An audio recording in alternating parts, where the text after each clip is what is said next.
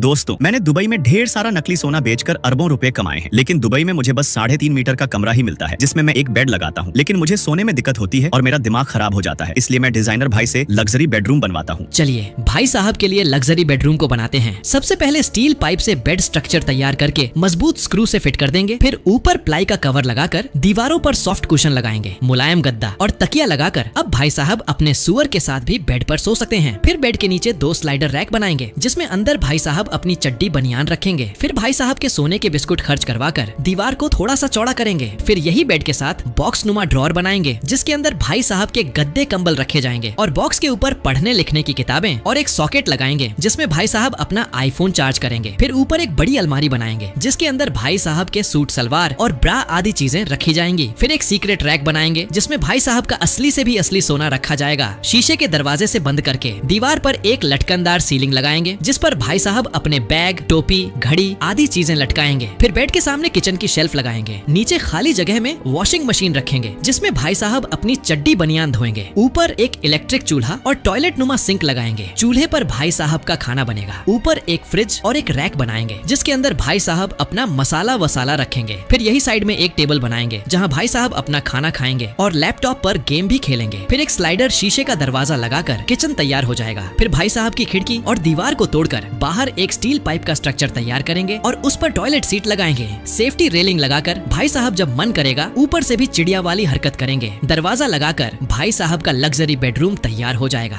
अब आप लोग कमेंट में बताइए कि इसमें और क्या बनाना बाकी है।